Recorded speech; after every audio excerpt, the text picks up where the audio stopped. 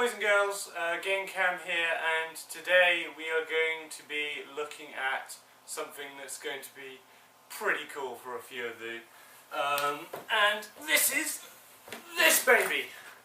Now, some of you are immediately saying, Cam, what is that? Well, if you can look, it's a guitar case. But it's no ordinary guitar case. It's my guitar case. Now, watch and be amazed. So this is been a while building this, it took a while, but if you look inside, you know, I'm gonna get this thing loose. You bastard. There you go.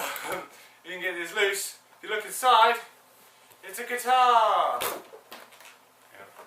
Hard doing this with only two hands. But yeah, look, it's a guitar. Isn't it cool? Isn't it exciting? But wait, there's more. Oh boy, there's more. It's full of guns! Ta-da!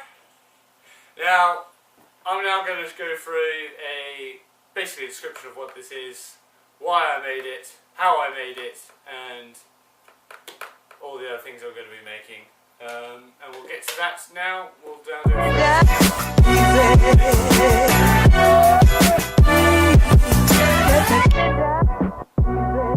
So, boys and girls, I just wanted something to carry my guns in that was going to be cool, and it was going to hold them securely, and it was going to do all that sort of stuff.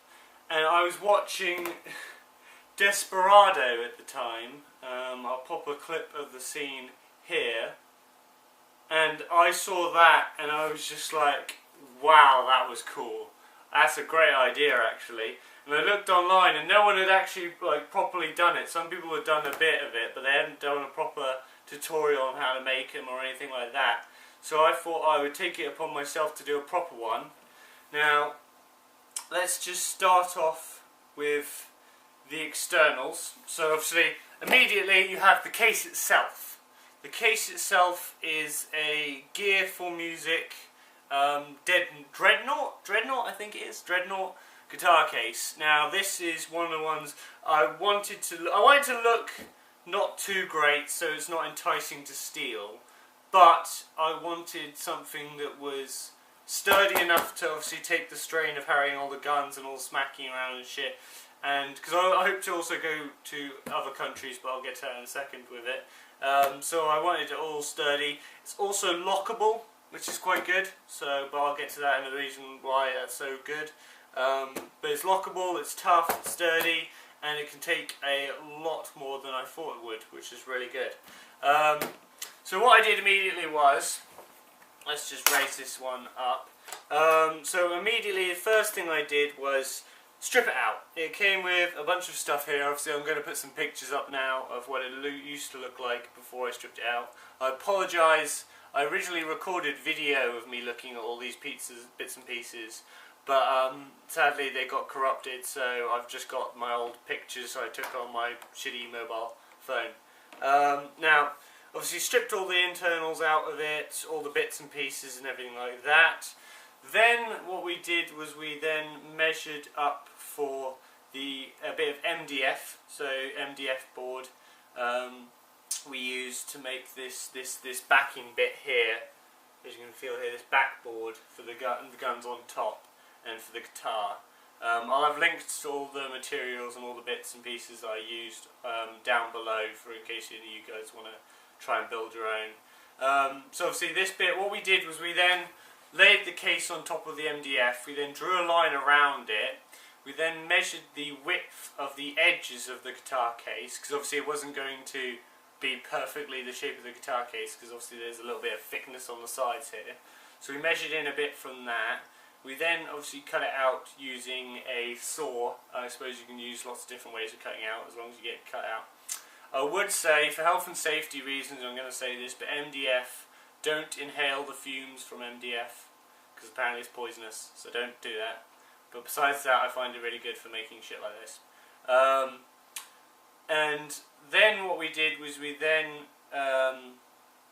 sorted out the what are they called? They're the hinges. That's the word. I'm brain dead at the moment. But yeah, we measured up for the hinges. Now the hinges are for kitchen cabinets, and they're clamp-on ones. I don't know the exact terminology, but there's two types of kitchen cabinet hinges. There's ones that go pocket ones, which go inside, and there's clamp-on ones, which are these ones here that I'm looking at. Let me just tilt it back a bit. But these ones here, what it does is it moves it out and up a bit, which is quite good. So it raises the guns out a bit more, so they're less in the way. But the problem is that they don't tuck in, so the hinge comes into this space here, which can be a bit of a problem. But I'll get to that in a bit. Once we measured up for them and we got that all sorted out, we then got the black velvet here, this black velvet here. What we did was we sewed this on to the MDF, so we sewed it around the MDF, because what we didn't want is we didn't want a bit of a guitar in a bit of wood. That would look like it was actually like just, you know, a fake, which I know it is a little bit, but hey. We put it on a bit looser, so it looks like the guitar is sort of imprinted into the thing. If you look, obviously it looks like the guitar's, you know, let me tuck that in a bit more.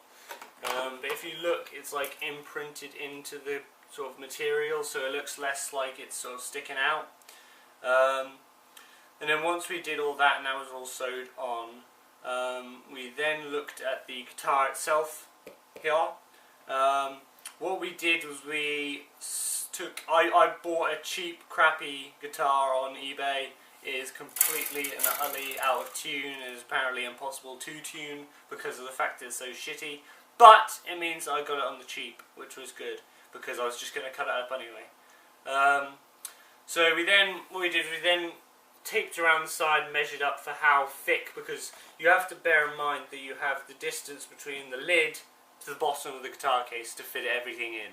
So we measured up to find out how sort of thick we wanted the guitar to be, whereas obviously it looks a bit like it still could be a guitar while giving us enough space to fit everything else in. So we taped up the sides and we sawed through it, got all that done. We didn't put the guitar on just yet. We then sorted out the next bit, which was we took these Velcro straps, we laid the guns down on the MDF lid, and we double checked what sort of spaces and how many guns and what guns we were going to put on there, and sort of measured out what sort of spacing we needed and how much strapping we needed. And we then cut the straps to make them fit to the guns, so they fit for how the guns are going to fit in. So obviously in my lid at the moment I've got it, so I've got my backup carbine here, which fits in the lid. I've got the Deringer down here, at the bottom here. We've got the Deagle here, and the revolver here. But the revolver can be swapped out for my 1911 or one of the other pistols you get on here. We then obviously measured that up. We then put some screws through each of the positions on the straps, so we screwed them in. We then obviously trimmed the back of the screws off because we didn't want them sticking out. Actually, I don't know, I can't remember whether I don't know if we actually did trim them off or didn't. I'm pretty sure for a couple we did, but I think for the ones that go underneath the guitar, we didn't. The ones that actually could fit underneath the guitar, we didn't, because obviously we didn't want to mess up the velvet. That's one of the problems with it. When you're screwing anything into a fabric-y material, you have to be really careful, because there is a high chance it'll twist up and break the material. So we had to be really careful when we were doing that one. I think we then started putting everything together, so we strapped the straps on, the Velcro was on, we then attached the hinges on, we then started fixing the guitar case on, we got all that sorted out. I then decided to try and sort out a way of making it look less like the guitar was fake. So what I did was I took a picture of the back of the guitar case, which we'd cut off obviously by this point, but I took a picture of it and I'd printed it off on Photopaper and tucked it in there. I cut out so it's like a little circle like here, and then I managed to tuck that in there. Obviously I'm not going to get it out because it was a pain in the ass to get in there. So obviously if you look at it from a distance, it does look like a real guitar, because obviously it's got the inside and everything like that, so it's not just a black inside, you've got like the fake wood inside. It fooled my brother's girlfriend, so you know, I suppose it's not a half bad job. But then what we did was we then wanted to make sure these guns didn't smack against my main M4 in there. So I got this bit of loose foam in here. I might sort out a better system at some point, because I'm also thinking about, because obviously I've got it set up so I've got my big M4 in here, bottom here, I've got my backup carbine here, I've got my deagle, I've got my revolver, and I've got the Deringer down there. You could set it up how you like it. So if you're, say, a CQB guy and you go to CQB all the time, what I'd probably do is I'd just like have loads of pistols up here, and then maybe, I don't know, an MP5 or something in the bottom there, maybe an MP5K. You might be able to, if you've got like tiny SMGs like Uzis and stuff like that, you could probably fit a couple in here. I'm thinking, considering at some point whether to put in some slots in here for magazines and things, and maybe goggles or BBs or shells or something like that you can fit in there. Obviously I've got space here, so I can actually, if I wanted to, I can fit in my peacemakers in here if I wanted to. But the problem I have with that is that they're really delicate and really precious to me, so I'm probably going to sort out a separate case for them because I don't want them getting damaged. So the only thing that's really loose in here is the M4, but that's so big and like it's so tight to the sides and everything like that, it fits in quite well. I would say most, so obviously my M4 I've got in there at the moment is probably about as big as you want your primary weapon if you're going to fit it in there to be. Any bigger and you'd be struggling, and you want to make sure that you're not too high up. So obviously here I've got it so when these come down, the lower part of the M4 here where it gets lower to the ground, so it's not so high up, so obviously this bit's a lot higher than this bit, the bottom of the handle. That lines up fine to the top of this, so obviously it's then just the revolver playing on top of this, which the revolver doesn't stick out too much, which is quite good. So yeah, I think I've covered most of these subjects I wanted to do. I've covered how I built it. I've covered how I'm thinking about improving it. Obviously they got this little thing which I put in because it is actually really handy, which is, it's just a bit of metal with a, I think it used to be something for holding the bonnets of cars up, and I put a little hole in the end, which, well, firstly I had to flatten it out, so I had to do a bit of old steel work. Put a hole for it, bit of cable tie here, just to sort of hold it on here, and then I've got a loop here, hook loop here, which I'm then going to put in to, so obviously what I can do is I can then tuck this into this handle piece here, and it holds itself up, miraculously. So that makes it really handy when you're taking the guns out, and I wouldn't say it helps a little bit when you're putting it back in, but trust me, the best way to put the guns back in, because they're a pain in the ass to put back in, that's like the worst bit, is getting them back in the box, the case I mean, is basically take the M4 out, like this, so you put it to one side, your M4, you then slide it out and lay it on the lids on the bottom. Let me turn it a bit more. So you lay the lids on the bottom like that, and then you just put the guns in while they're flat, and it makes everything a lot easier. But then you obviously afterwards, because it does get a bit top heavy with this sort of thing, so you want to make sure that you've got everything put in nice and neatly and safely and everything like that, because you don't want your guns being damaged. But yeah, I think that's about everything covered. If you have any questions, feel free to put them in the comments.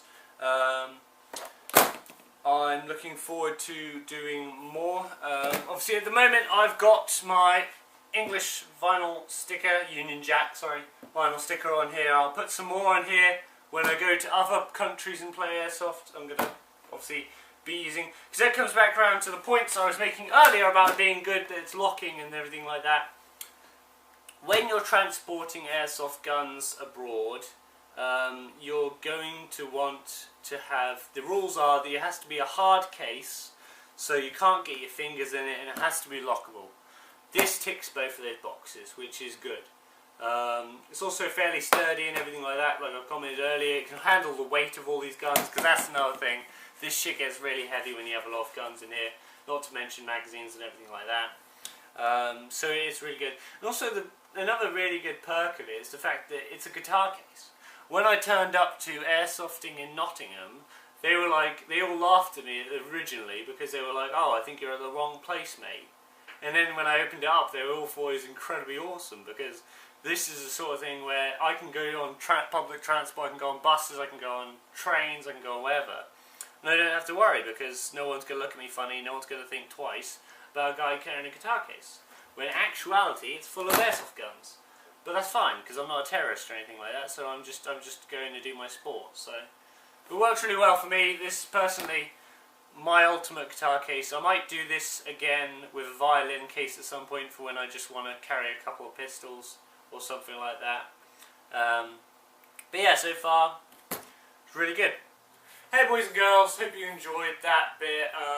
I did that in one take because I just wanted to make sure that I got it all from start to end and tried not to miss anything.